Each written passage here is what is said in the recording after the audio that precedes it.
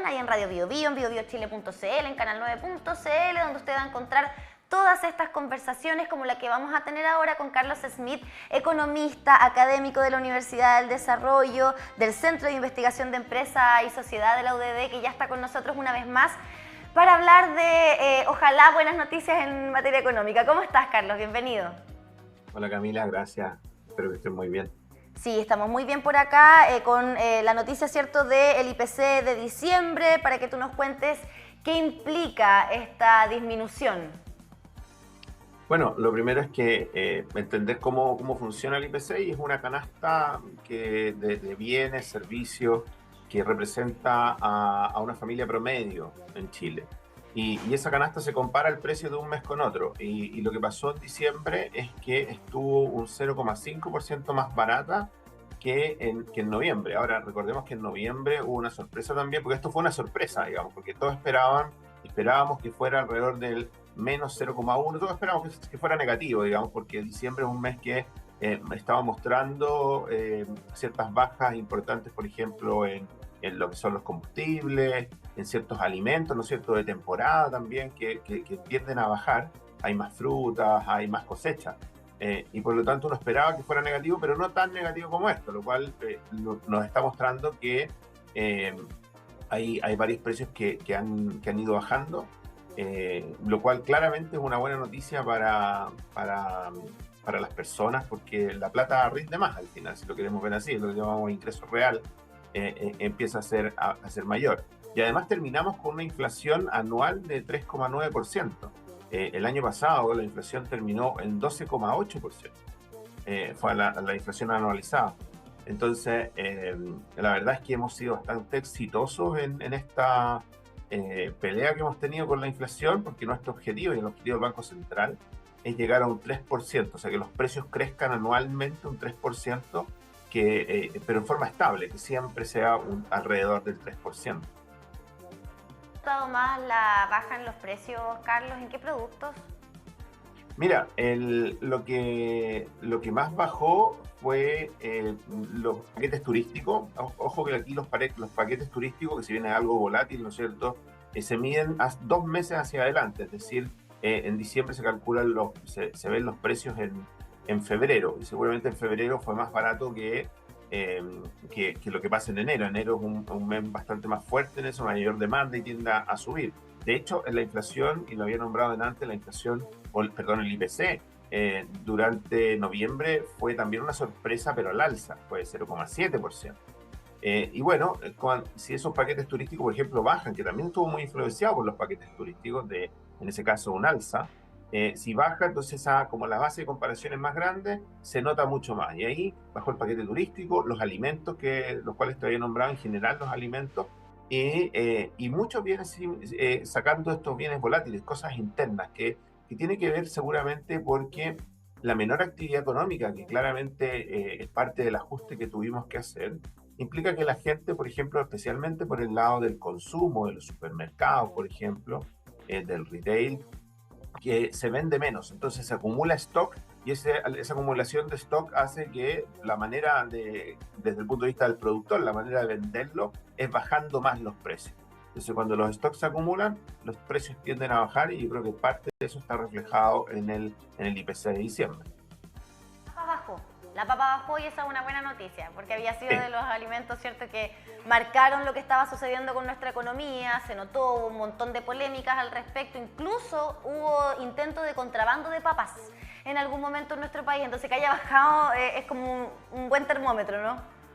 Sí, claro, la papa, que en algún minuto estuve aquí en el programa hablando del alza de la papa, recuerdo. Claro. Y la verdad es que en algún minuto eso tenía que bajar, porque además la papa es una cosa que tú no puedes guardar. Yo decía, la voy a guardar para el otro año, finalmente no se puede. Entonces, en algún minuto ese sobrestock que puede haber, porque algunos especulan, sin duda, esto pasa con cualquier bien, es decir, voy a guardar un poco, bueno, en algún minuto tengo que venderla sí o sí, si no, la pierdo. Entonces, finalmente en algún minuto esto iba a pasar. Así que, y si uno mira todos los sectores anualmente, ¿no?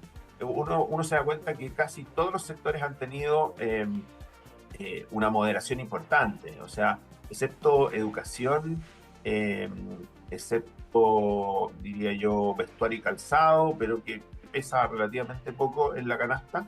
Eh, de todos los demás sectores han tenido bajas importantes en el crecimiento de los precios, si lo quieres ver así. Ahora, eso va a cambiar un poco porque nos enfrentamos este año a una nueva canasta. Vamos a ver qué es lo que sucede durante los próximos meses, Carlos, y te aprovecho de preguntar de inmediato, ¿cómo proyectamos de aquí en adelante el 2024? Mira, en términos de inflación, uno debería esperar que esto siga cayendo. Vamos convergiendo a este 3%. Yo creo que vamos a llegar antes de lo que se esperaba. Eso también es una buena noticia porque el Banco Central va a tener que empezar a bajar quizás un poquito más rápido la tasa de interés. Y al bajar la tasa de interés, por un lado, ¿no es cierto?, aliviana la carga financiera de muchas personas. Eso también hace que inflaciones más chicas hacen que ciertos servicios, ciertas cosas que están indexadas a esto, como la UEF, entonces los créditos hipotecarios, algunos seguros, algunos arriendos, etcétera, crezcan menos. En este caso en particular, cuando es negativo, decrecen. Uno va a pagar una menor cuota en un crédito hipotecario, por ejemplo. Y por lo tanto, desde esa perspectiva, va a ir creciendo lo que llamamos el ingreso real, o sea, las personas, el poder adquisitivo, lo que puedo comprar con mi ingreso, se va a moderar en muchos casos y en algunos casos incluso podría aumentar dependiendo el patrón de consumo. Ya eso es una buena noticia entonces, Carlos, lo que va a suceder sobre todo con el valor de la UEF, que también nos había tenido muy complicado. O sea, de los temas que en 2023 abordamos solitos junto a ti, como tema único, fue la papa y también la UEF en más de una ocasión. Así es, efectivamente. Y desde esa perspectiva, como te digo, estamos volviendo a los equilibrios y eso era lo importante. Y es un proceso de ajuste y como todo proceso de ajuste, a veces es doloroso, pero hay que pasarlo para poder volver a esos equilibrios. Así que vamos por buen camino, esperemos que se mantengan las condiciones. Sabemos que esto es súper volátil. Muchas veces internamente estamos solucionando algunas cosas, pero también dependemos mucho de lo que pase en el exterior. Entonces ahí uno no sabe mucho, pero esperemos que se mantengan las condiciones favorables que hemos tenido en los últimos meses. Y a propósito de eso, de lo que pasa en el exterior, el dólar, ¿qué es lo que ocurre con el valor del dólar? Porque arrancamos la semana superando los 900 pesos. Ahora entiendo estamos como en 914, si no me equivoco, en el último informe. ¿Por qué pasa esto? Baja el IPC, pero sube el precio del dólar.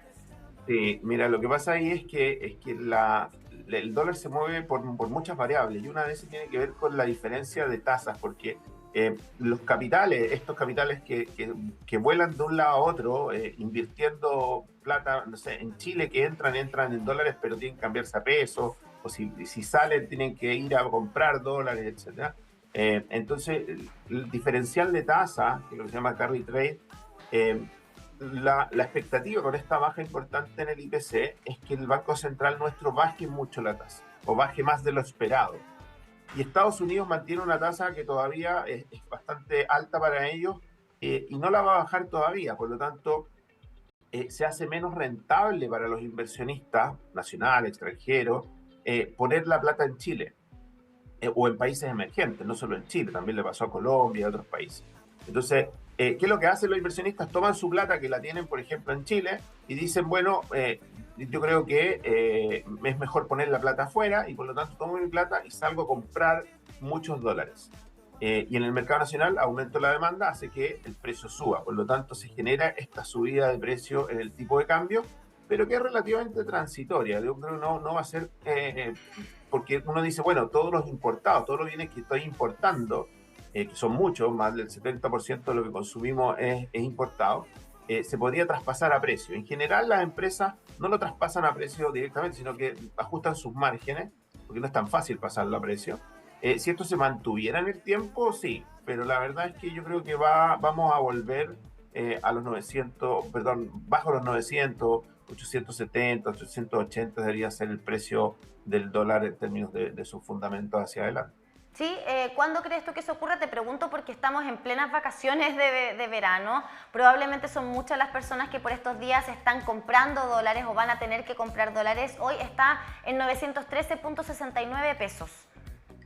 Mira, es difícil saberlo porque, insisto, depende de muchas cosas. Hoy día en la mañana escuchaba los problemas, el ataque que hace Estados Unidos a Yemen. Eso uno no sabe cómo puede terminar y ese tipo de cosas también provocan incertidumbre. Y cuando hay incertidumbre, lo que nos pasó, el mejor ejemplo creo yo es cuando tuvimos el estallido social, es que la gente se asusta y dice, bueno, dado que no sé lo que vaya a pasar en países como Chile, que puede ser muy vulnerable a esto, es mejor compro dólares. Entonces, finalmente, cosas tan simples como esas, que pueden pasar a miles de kilómetros de distancia, como lo que ha pasado con las guerras, ¿no es cierto?, Ucrania o lo que pasó en Israel, provocan a veces que se mueva también el tipo de cambio. Entonces, la verdad es que es difícil saberlo, pero lo que dicen los fundamentos, es decir, uno dice, bueno, ¿dónde debería estar si no pasan estas cosas? El dólar debería ser más abajo. Ahora, ¿cuándo exactamente?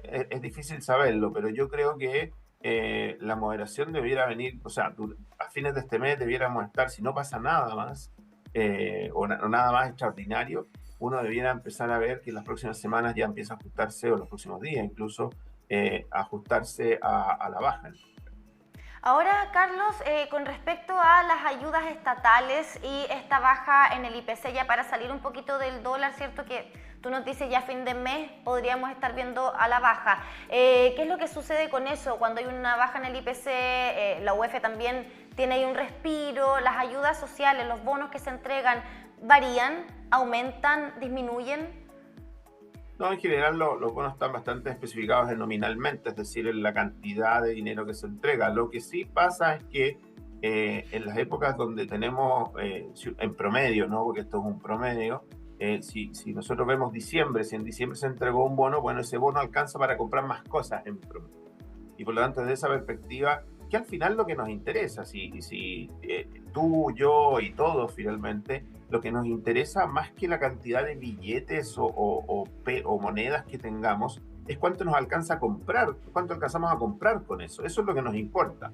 Y por lo tanto, inflaciones bajas hacen eso, que si bien, si por ejemplo llegamos al 3%, y esa es la inflación anual que empezamos a tener de aquí para adelante, significa que todos los años en promedio podemos comprar un 3% menos, que eso es relativamente poco. Entonces, eso es lo que queremos y estuvimos acostumbrados mucho tiempo. Cuando es 10, 12%, como lo tuvimos el año 2022, eso se nota. Se nota en el consumo, se nota en el bienestar y por lo tanto tenemos que volver a eso y lo importante tampoco es bueno que sea negativo. Si sea negativo, uno podría decir, bueno, si es negativo, entonces puedo comprar más cosas porque las cosas están cada vez más baratas. Pero la verdad es que eso también es una señal de que la economía está estancada o incluso que va retrocediendo. Y por lo tanto eso es lo que no queremos, porque detrás de eso hay empleo, hay mayores ingresos, etcétera. Entonces queremos que crezca, pero a un nivel que nosotros podamos, de alguna manera, comillas, soportar. Y para eso estamos trabajando como país. El Estado, pero también el Banco Central y el ajuste que lo recibimos nosotros. Sí, y a propósito de los ingresos de las personas, también preguntarte por lo que está sucediendo con el sueldo mínimo. A principios del año pasado, 2023, ¿cierto? Se esperaba que durante el 2024 llegáramos a los 500.000 pesos. Ese había sido el compromiso incluso por ley. Y que en enero, precisamente, hubiera un alza de 10.000 pesos, llegando a 470.000 pesos como sueldo mínimo, pero eso no ocurrió. ¿Por qué? Bueno, la verdad es que lo importante del salario mínimo es tener la conciencia de que si bien uno dice, mira, vamos a subir esto, queremos llegar a un monto X, ¿no es cierto? En este caso 500.000 o el que uno quiera y esté de acuerdo, el problema de eso tiene que ver con que también presionan los costos de alguna manera. Hay gente que hoy día a lo mejor gana 500.000 porque tiene más responsabilidades que alguien que viene entrando y que a lo mejor tiene menos calificación o menos experiencia. Y cuando tú llegas a 500.000, esa persona también te exige más y empiezas a subir toda la escala eventualmente de salarios en una empresa. Y si tú no quieres presionar la inflación, entonces tienes que tener ojo con eso, porque si tú subes una parte importante que son los salarios, eso en algún minuto se traspasa a precio. Y finalmente todos esos aumentos de salario, finalmente no, en términos de lo que queremos comprar, lo mismo que decíamos delante, el ingreso real, lo que tú te alcanza a comprar, se diluye. Entonces hay que tener mecanismos, y en este caso funciona así, mecanismos que hagan que el salario mínimo, que los salarios en general vayan subiendo de una manera que también sea sostenible en el tiempo. Porque uno podría decir, bueno, solucionemos el problema de la pobreza y démosle a todos la plata necesaria para que estén sobre la línea de la pobreza, por ejemplo. O a las familias subámosle el salario mínimo, no sé, a $1.000.000 y solucionamos un montón de cosas. El problema de eso es que a la larga esas familias podrían terminar comprando menos de lo que compraban antes con el salario que tenían antes. Entonces, aquí en el salario mínimo hay que tener bastante ojo con eso, porque el salario mínimo es para personas que no son calificadas. Y cuando tú subes mucho el salario mínimo, se genera que en las empresas el costo sube y por lo tanto quieren contratar a menos. Pero también más gente quiere salir a trabajar, gente que a lo mejor no estaba en el mercado laboral dice yo mejor voy a trabajar. Y por lo tanto se genera una brecha de desempleo que puede ir creciendo, que tampoco queremos eso.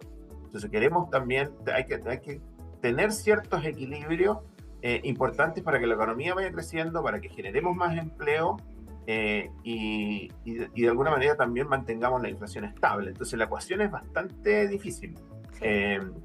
Pero hay que trabajarla bien y pensar un poquito más hacia adelante en el futuro para que no tengamos los problemas que ya vimos que son bastante complejos.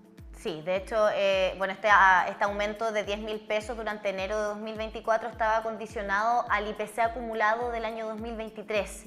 Si llegaba a 6%, aumentaban 10.000 pesos y quedaban 470, pero fue del 3,9%, por ende no se logra. Se va a mantener en 460.000 pesos hasta el 1 de julio, entendemos, donde hay una nueva revisión de lo que está ocurriendo en términos económicos, Carlos, pero sabemos que el compromiso, por lo menos al 2024, es que eventualmente llegue a los 500.000 pesos. ¿Cómo se hará en la práctica? Eso es lo que vamos a estar conversando seguramente durante el año junto a ti, Carlos. Muchísimas gracias, como siempre, por acompañarnos. No, Camila, gracias a ustedes, que estén muy bien.